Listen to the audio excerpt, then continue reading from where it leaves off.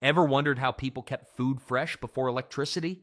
Back in medieval times, they couldn't just pop leftovers in the fridge or order takeout when the pantry was empty. They had to get creative, really creative. Some of their methods were brilliant, others were bizarre, and a few were downright hilarious. And nowhere was this creativity more evident than in the medieval kitchens. These wild and busy places were nothing like our sparkly clean ones today. Instead of fridges, they had dangling meats, herbs hanging everywhere, and more salt than a pretzel factory. The kitchen was the heart of any medieval home, always smoky, warm, and filled with interesting smells. These kitchens stored the basics: preserved meats, dried veggies, and tons of bread. The funny thing is, they didn't have any of our modern must-haves. Imagine trying to explain ketchup to a medieval cook. They had to start storing food as soon as spring arrived because winter was no joke, and trust me, they couldn't exactly order pizza when times got tough. Speaking of storing food, it all began with salt. You wouldn't believe this, but salt was so precious that Roman soldiers got paid in it. That's where we get the word salary from. Pretty crazy, right? And in medieval times, some smart traders in Venice built entire fortunes just by controlling the salt trade. These guys were like the medieval version of tech billionaires, except instead of selling smartphones, they were selling tiny white crystals. Here's how salting worked. They'd rub meat or fish with tons of salt, sometimes using up to 20% of the food's weight in salt alone. The meat would then shrivel up like a raisin in the sun, but that was exactly what they wanted. The salt basically turned the food into a medieval version of beef jerky. One recipe from a 13th century kitchen said to salt the meat until it looks like it's covered in snow, which honestly sounds like my cooking when I accidentally knock over the salt shaker. The coolest part? They found ways to salt practically everything. Fish got packed in barrels with layers of salt, kind of like a really unappetizing lasagna. Pork became ham and bacon. Even vegetables got in on the action. They made sauerkraut by salting cabbage until it fermented. Medieval doctors actually thought all this salt was good for you. Bet they'd have a heart attack if they saw our modern health guidelines. But there was a huge problem with relying on salt. It was expensive. A pound of salt could cost a week's wages for a regular worker. My favorite story is about a medieval French village that traded an entire flock of sheep just for enough salt to last the winter. But when salt was hard to come by, medieval folks turned their kitchens into smokehouses. And I mean that literally. The entire room would be filled with so much smoke that if a medieval cook walked into a modern BBQ joint, they'd probably feel right at home. Except medieval kitchens didn't have those fancy exhaust fans we use today, which meant everyone probably smelled like smoked bacon 24/7. Not that anyone was complaining. Smelling like bacon beats smelling like, well, whatever else people smelled like in medieval times. The smoking process was actually pretty genius. They'd hang meat or fish high up in special chimneys or in the kitchen rafters where the smoke from cooking fires would slowly work its magic. The best woods for smoking were oak, apple, and cherry, each adding its own special flavor. One medieval German cookbook even listed specific wood types for different meats: oak for beef, apple for pork, and cherry for poultry. Talk about being picky with your smoke. Fun fact, archaeologists found a perfectly preserved smokehouse from 1375 in London. And guess what? The ceiling beams still smelled like smoke even after 600 years. These guys really knew what they were doing. The smoke didn't just make food taste good, it created a protective layer that kept bugs and bacteria away. It's like they invented an all-natural food force field. But smoking wasn't just for meat. They smoked cheese too, which helped it last way longer. Some of today's most famous cheeses, like smoked Gouda, started as medieval preservation techniques. They even smoked grains to keep them from getting moldy, though I bet that made for some interesting tasting bread. My favorite discovery was that they sometimes smoked eggs. Imagine trying to explain that to your chickens. Sorry girls, but your eggs are going to smell like a campfire. The really fancy medieval homes had separate smokehouses, complete with different levels for different foods. The top level was for lighter smoking, like fish, the middle for medium smoking, like pork, and the bottom near the fire was for heavy smoking, like beef. It was basically a medieval version of a multi-level parking garage, except instead of cars, it was filled with dangling food. But what happened when smoking wasn't enough? Well, that's when medieval folks turned to nature's freezer. And trust me, they got pretty creative with snow and ice. because deep underground cellars were like the medieval version of a Frigidaire. Except instead of an ice maker, you had servants running around in winter collecting snow and ice like it was some kind of frozen treasure hunt. The really wealthy nobles had special buildings called ice houses. These weren't your average garden sheds. They were more like underground ice bunkers. The biggest one ever found was at Hampton Court Palace. And get this, it could hold 75 tons of ice. That's enough to make slushies for an entire medieval army. The ice houses were built kind of like upside-down ice cream cones, dug deep into the ground with super thick walls. Some rich folks even hired ice masters whose only job was to keep the ice from melting. Talk about a cool job title. Here's a wild fact. Medieval ice houses worked so well that some of them kept ice frozen for up to 2 years. The secret? They packed sawdust between layers of ice, which worked like a medieval version of insulation, and you thought your cooler at the beach was impressive, but what if you weren't rich enough to have your own personal ice fortress? Well, that's where caves and stone cellars came in handy.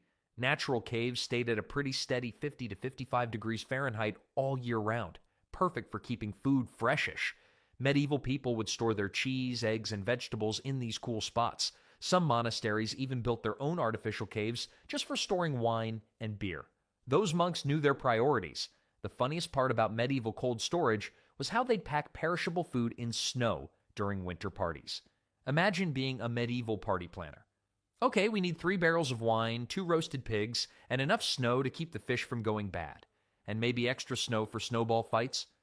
They'd actually serve frozen desserts at fancy feasts, basically medieval snow cones flavored with honey or fruit juices.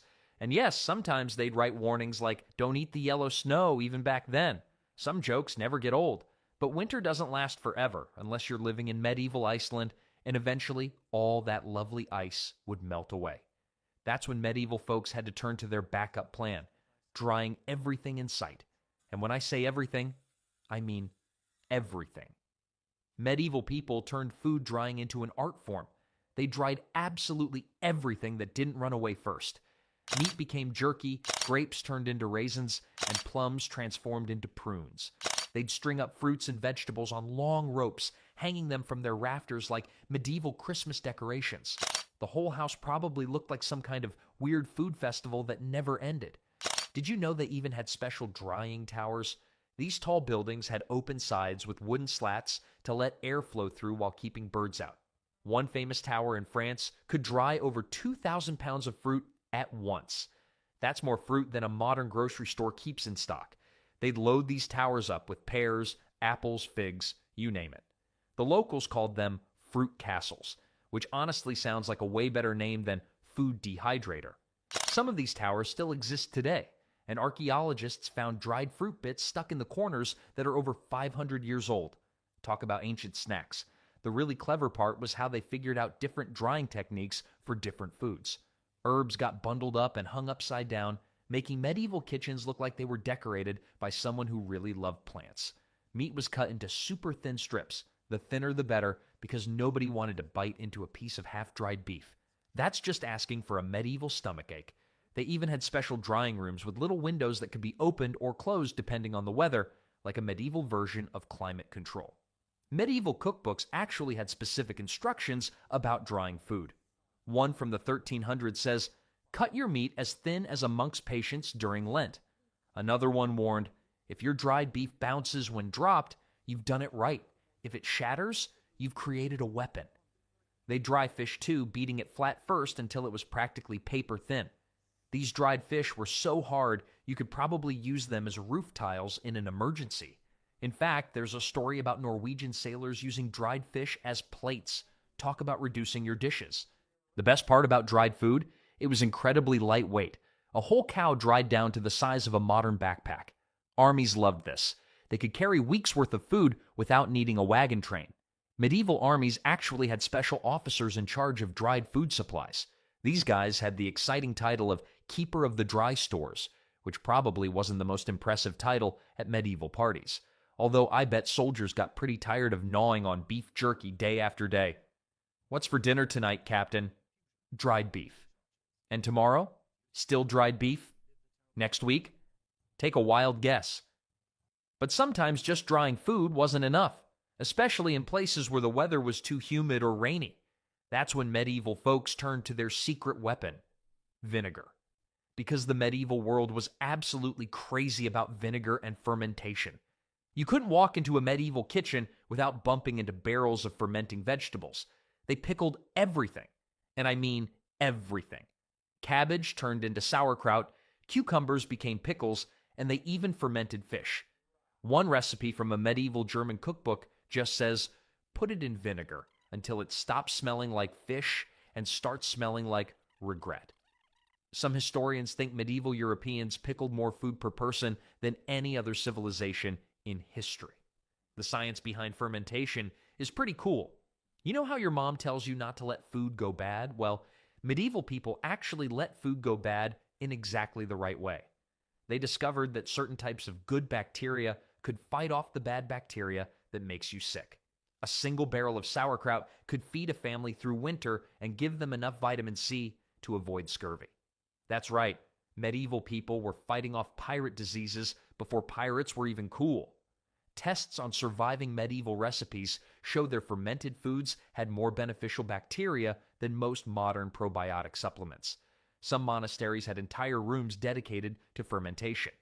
The monks kept detailed records of their pickling experiments, which is how we know that one monastery in France pickled over 15,000 eggs in a single year.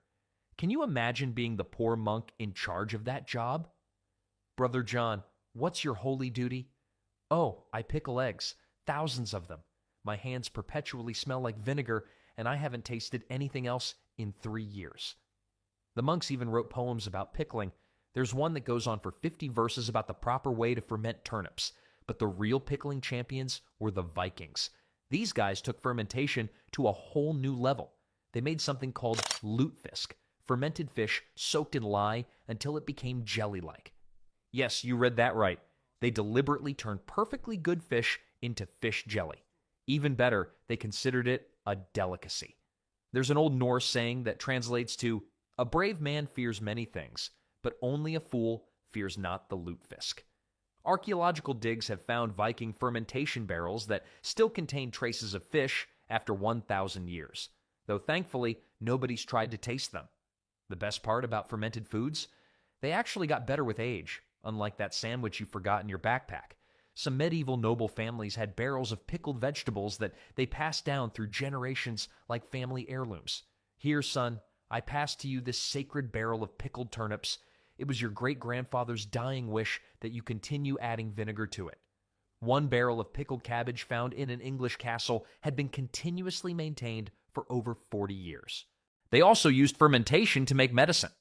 Got a headache? Try some fermented cabbage juice? Upset stomach? Here's some pickled radish. Medieval doctors prescribed fermented foods for everything from the common cold to broken bones. I guess when all you have is a barrel of pickles, everything looks like a pickling problem.